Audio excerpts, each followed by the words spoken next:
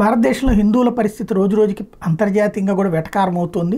ఎందుకంటే బంగ్లాదేశ్లో హిందువులందరినీ వారం రోజుల్లోపు దేశం విడిచి వెళ్ళిపోవాలంటే ఇక్కడున్న హిందువులు కూడా మాట్లాడరు. ఒక కాకి కష్టం వస్తే వందల కొద్ది కాకులు వస్తాయి. ఒక్క ముస్లింకి కష్టం వస్తే 57 దేశాలు వస్తాయి. ఒక్క క్రైస్తవుడికి కష్టం వస్తే 84 దేశాలు వస్తాయి. అదే ఒక హిందూకి కష్టం వస్తే పక్కనున్న హిందూ కూడా రాడు.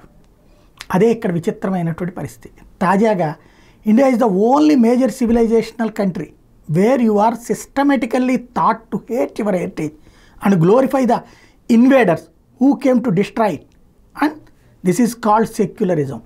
భారతదేశంలోకి చొరబడ్డటువంటి వాళ్ళని హీరోలుగా, వాళ్ళని ఎదిరించినటువంటి మన వాళ్ళని జీరోలుగా, వాళ్ళని వీరులుగా, మన వాళ్ళని బీరులుగా ప్రకటించగలిగినటువంటి పాఠ్య పుస్తకాల పరిణామక్రమమా, లేదా స్వార్థం, కులం, వర్ణం, వర్గం, ఆదాయం, ఆర్థిక పరిణామాలు ఇదా అన్నది ఇప్పుడు చర్చ.